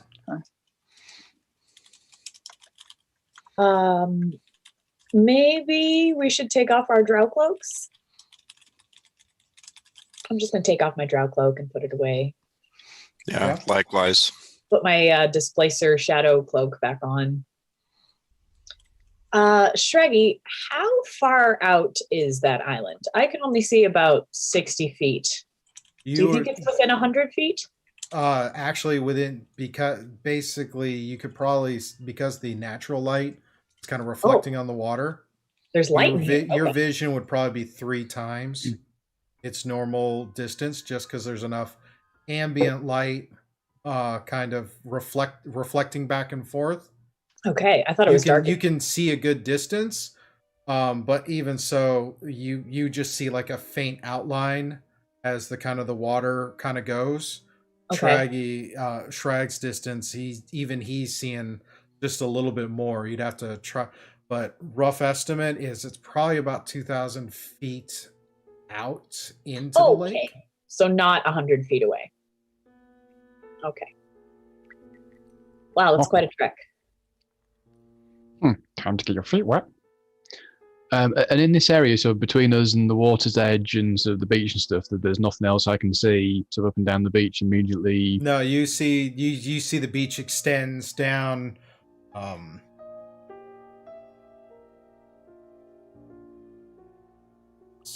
Probably about 7,000, 7 to 10,000 feet down from where you're at, because you're at the southernmost tip of the beach. And this island would be kind of roughly probably about just off center from the whole stretch of the beach. Cool. This then, seeming the beach is fairly clear. Shrag's going to reach behind him and pull out of his pack, and it's going to be like, it's like this large, like foot tall, kind of like sort of statue of a shark, and he's going to like waddle off down to the beach, and he's going to like just plunk it into the water and walk away and go. Oh yeah, I forgot you had that weird shark thing. And what does it do again? So basically, it's the Sekalorian worshipping statue. Skillfully carved from sandstone, this 1 foot tall statuette depicts a shark twisting through the water with its mouth open. If any tiny sea-dwelling animal is within 1 inch of the statuette's mouth, the shark flashes to life and deals 1 piercing damage to it. The shark can do this damage in this way no more than once per hour. So I'm going to leave it here to do some fishing, because it seems quite fitting the little statue lives here in this land and in the water, and any little natural fishies swimming by might just get bitten. That is the silliest item. It is not useful in any way. And when Shrag gets back to the party, he's just going to go, job done. Tired of carrying that thing, are you? Yeah, it seems fitting. You know, It did probably take up quite a bit of space in your backpack, I suspect. And weight. I don't know. It just looked kind of fun just to be there and in the water, and someday I'll find it and think, oh, historical artifacts. Like, no. Well, do we see? Can I just scan the shore for any sort of boat or dinghy or raft? Don't see any. I don't Any of the piers that are there are in a severe state of decay. I really don't want to swim in this water. It's going to have to be the brooms. But it's also such a far distance. We can't take everybody at the same time. Somebody's going to be waiting for a minute. Shrag's going to like just look at you guys and grin and go, don't worry, I got this covered. Cablis also sits there and goes, if I may, we normally carve the fungi into boats. Did pass one of the garden areas. We did. And I guess Cablis is probably going to stay on this side anyway. That's what I was going to say also, is that's if Cablis stays here and melds into the rock and disappears, then really there's only the 4 of us that need to use the brooms, so that should be okay. Obsidian could wild shape into a spider. If we're worried about weight. And don't we have a Pokeball? That might be a waste of his wild shape, though. Yeah. Because if it is just the 4 of us should be okay on the brooms. We've divided it up that way before. That's true. I take it we're wanting to avoid being in the water then. Yes. Yes, please. Yep. It's okay. Definitely don't want to go in it. Don't have any water breathing spells. Nope. Something tells me it's deep. Oh, yeah. You don't need water breathing to swim. You don't have a swim Yeah, speed. but here's the It's gonna be problem able with to live or die. swimming.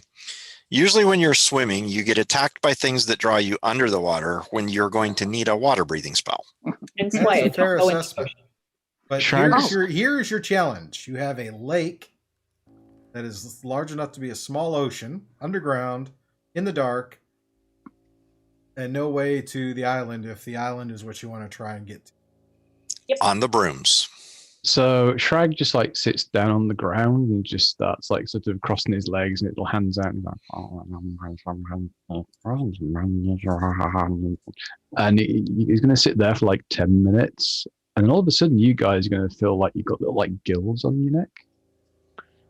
You will now have water breathing for 24 hours. Just in case. Interesting. I didn't know you had that. Shrag just sits there and grins at you. Nat's been teaching you some interesting things there, Shraggy.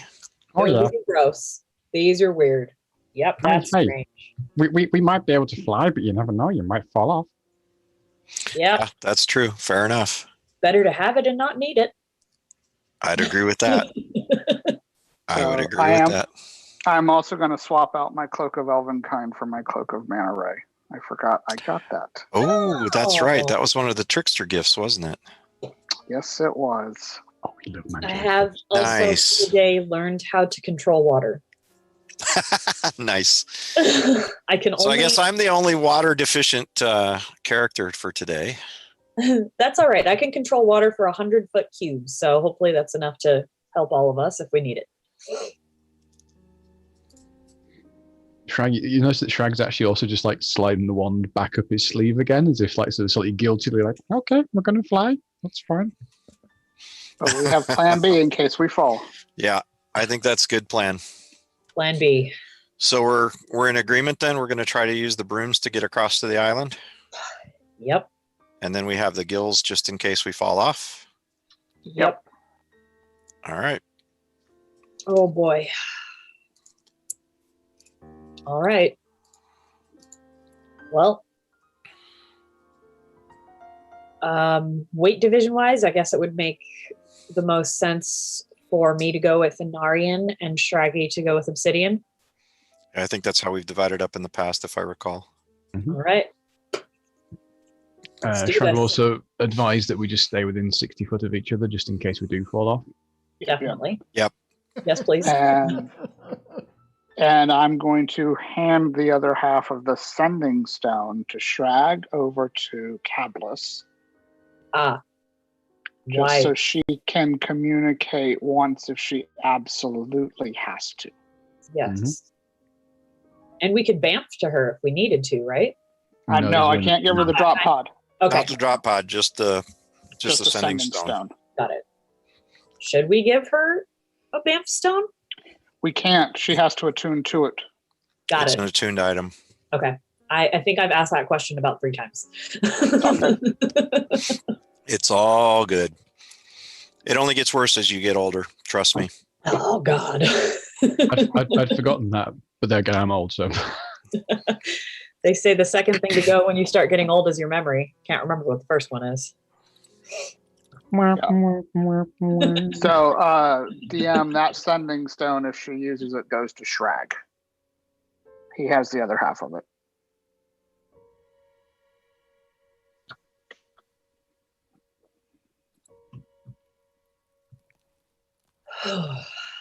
Nervous again. As Shraggy always says, what could go wrong? It's fine. Like with you guys, it normally happens. As long as we don't end up like Shraggy's last party, we're okay. Or don't mention them. Things happened. Wasn't my fault. Things happened. Right. He turns and looks in that like really like a sidelong, like kind of like, don't want to say anything else. This was your fault.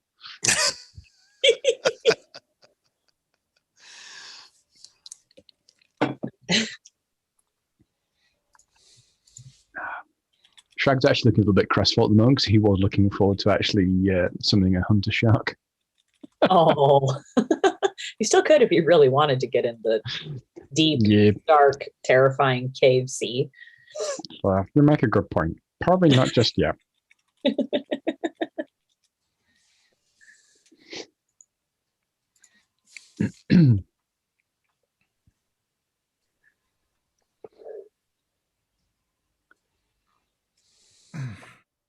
And the great So we're mounting the brooms and we're going to fly. Correct? Yep. Correct. We already have. Isn't there a Steve Miller Band song, Fly Like an Eagle to the Sea? Oh, that's in my head now. You're welcome. That's a good one. Fly like an eagle. Yeah, it's not like we're going to be like a big giant thing that's going to just leap out the water and grab us and eat us and chomp us. See, why did you have to say that? Yeah, we should be like maybe 50 feet up off of the surface. Because I can see something jumping like 30 feet out of the water to grab us. You see, that's why I mentioned it, to then give us the idea of flying a little higher. You're giving DM the ideas, though. Hey, you win some, you lose some. Yeah, there is that. The DM giveth and the DM taketh away. So your altitude as you fly across is going to be about what, 50 feet, give or take? Yeah, roughly. So 50 feet off the water? Yeah. Is the water clear? Can we see in the water, or is it muddy and mucky? And I mean, it's relatively clear. However, there's very little light, so you can't see down very deep. Picture, Right. I mean, you essentially above water. There's some ambient light that gives you an extension of your vision, but it's still kind of not very clear. As if you look down at the water, it's a lot like when you look at the water in the middle of the night. I take my wand with the little glowing end out of my hip pouch and I say, I could make lights happen under the water if you want me to. you know, Okay. I don't think we want to draw attention. let's not advertise. Yeah. This is one of the best things about the fact the four of you can all see in the dark, so you haven't needed a torch or any kind of light. So that would have made your time on the beach a little more squirrely. Speaking of, I have a question about the drift globe. Sure. Oh yeah. Can it float along without being lit, or does it have to be lit to float? Has to be activated in order to come. If it's not Okay. activated, it's basically an inert kind of like. Then I'll keep it. ball. I'll keep it readily accessible in a pouch, but it's not going to be floating. Yeah.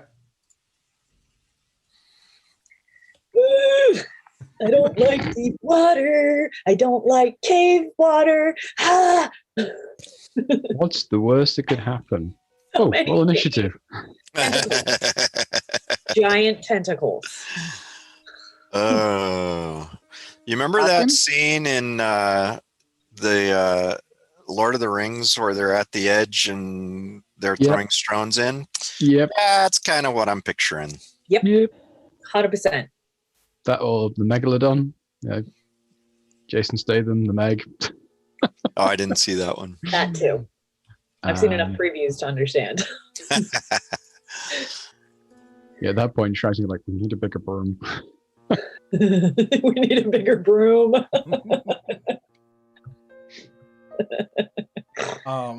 So as you're Sweep As that you- one under the rug. so as you guys mount up and start traversing toward.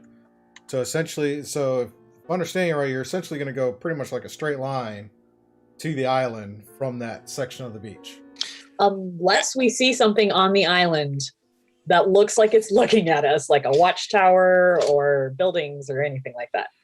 Yeah, that's what I was going to say too. I think we're going to try to get into a space where we can see what's on the island and then make a determination of which direction we're going to go.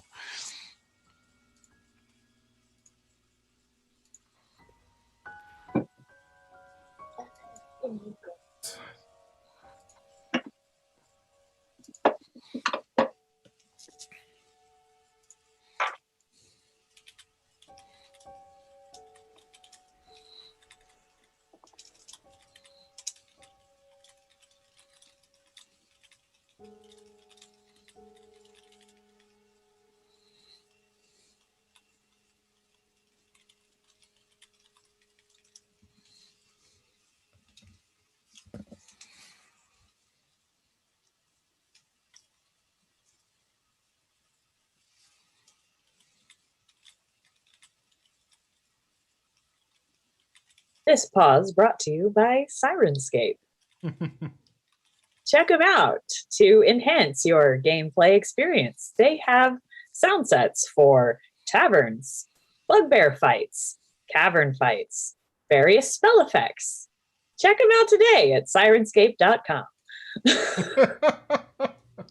Very cute. Turn into Very Siri. cute. I'm channeling Siri and Sam Riegel at the same time. Oh. That just sounds very That is Siri. the appropriate reaction. Oof.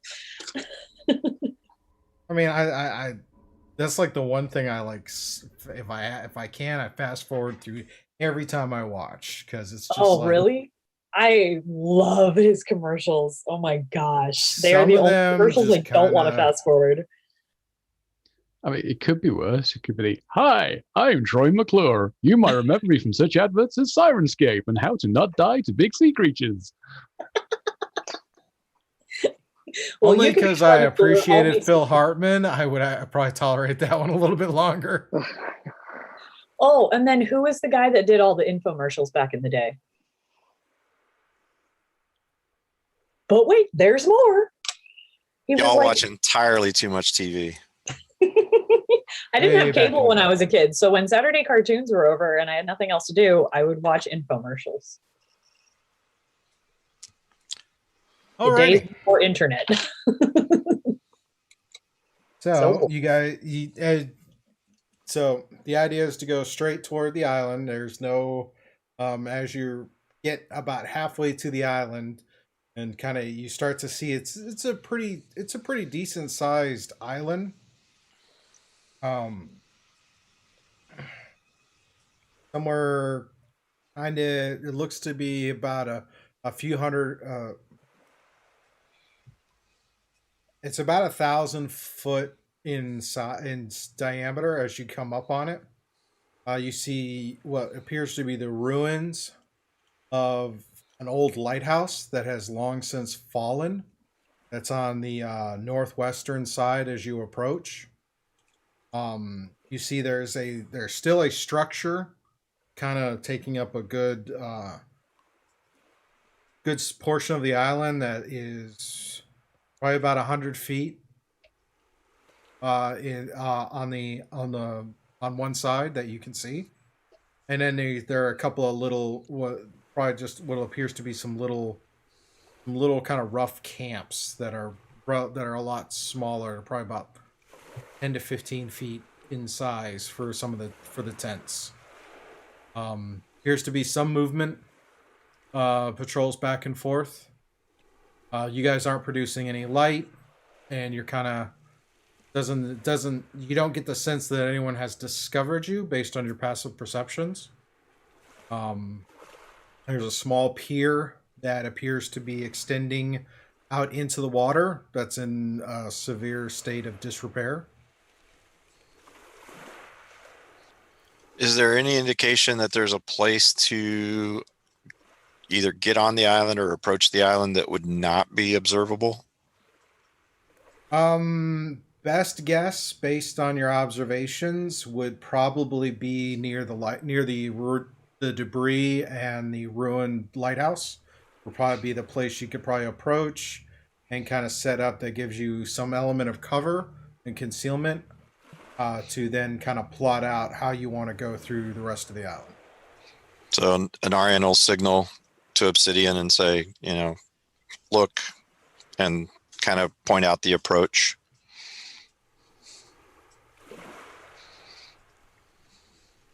We'll decrease our height as we approach, get closer down to the surface of the water, try to hide behind, if you guys think that's a good idea. Sounds good. Mm-hmm. As you're kind of going, you do kind of get the sense there are some things under the water now that you're close enough. You can't get a good bearing, but you're kind of, on the one hand, kind of looking and kind of keeping an eye.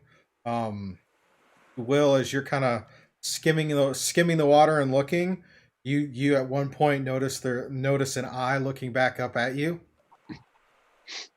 I just don't acknowledge it. Nope, it's fine. There's definitely something in the water, guys. Don't get into a staring contest. It will win.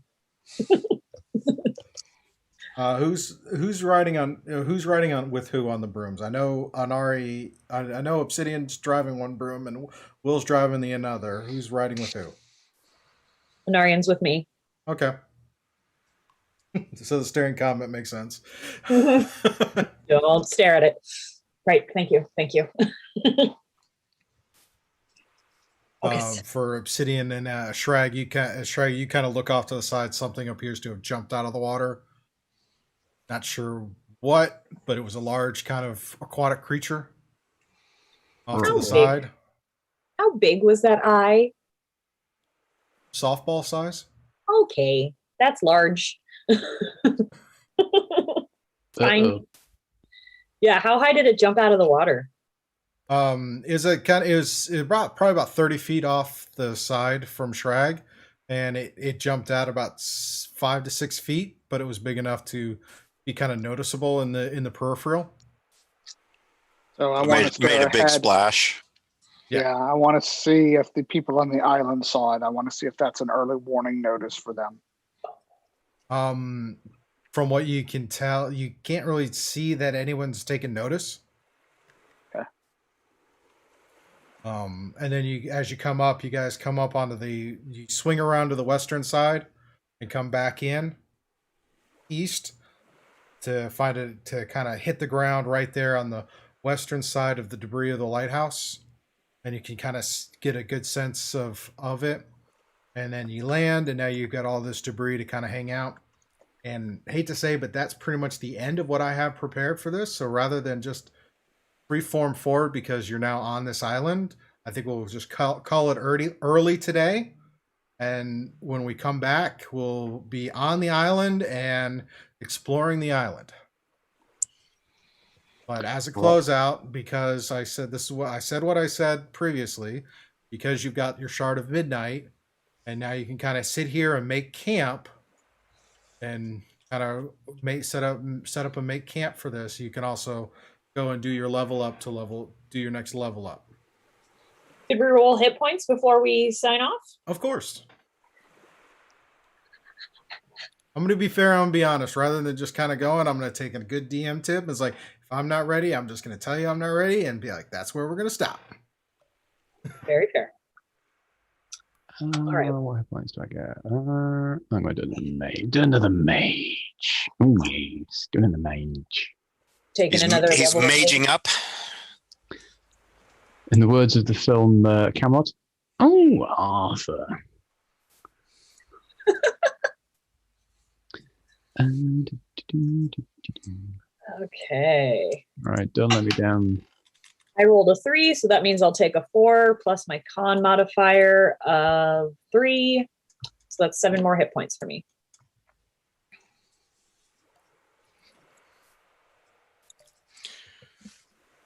I'm going to hold off on rolling because I'm not sure if I'm going to level up one more rogue or if I'm going to go paladin level. But I'll roll it before next week. You're going to set up the hut to camp, right? Is that a safe assessment there, Shragnaz? Yeah, so we've landed on the island. We're in a safe-ish place, and we can make it look like the rocks. They've not seen us. Yeah, it probably makes sense, and I can do that as a ritual. So yeah, doesn't take a spell slot. Okay. We can just drop But- back into it. Just a thematic question on that. Have we been long enough from our last long rest to be able to take a long rest? Well, we wouldn't necessarily need to do a rest, but we can use it to sit Just in- protection wise? Okay. Yeah, That's fine. Yeah, Yeah. you can. I mean, he uses the spell if you take a long rest, you have that option. If you take a short rest, based on what abilities you've used so far, then you're good.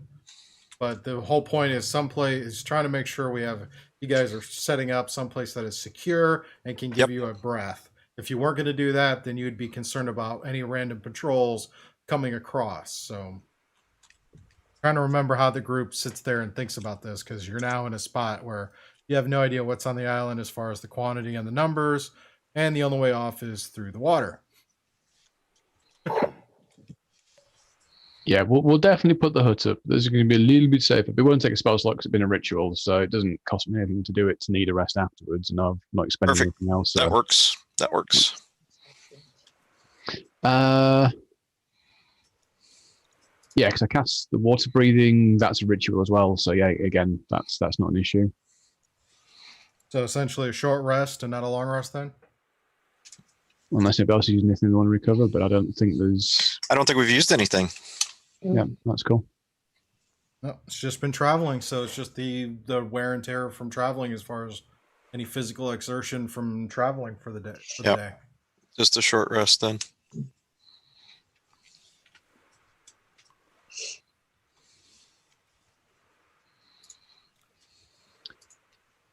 Cool. I've just rolled a 5 on D&D Beyond from hit points. Yay! Yay! D&D being nice with the dice rolls for once. Don't jinx it. He just did. He just did, so don't use it. Yeah.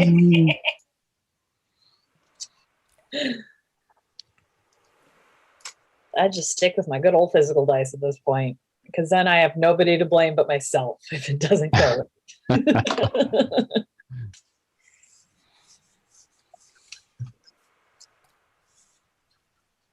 So now that you're there kind of looking, there's a single built structure out of stone on this island. It appears to be, and considering you're next to the lighthouse, so that's probably where the the keeper's residence was, or when this place was in use.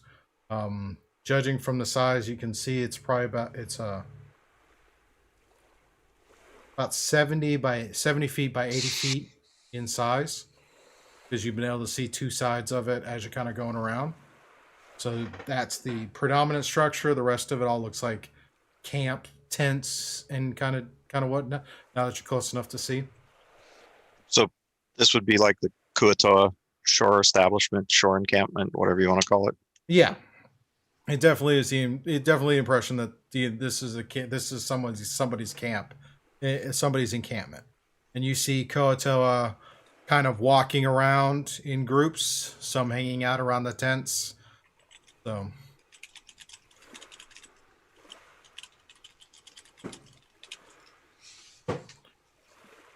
Creatures everywhere.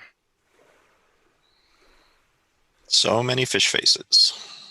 Yep. Fish faces and troglodytes and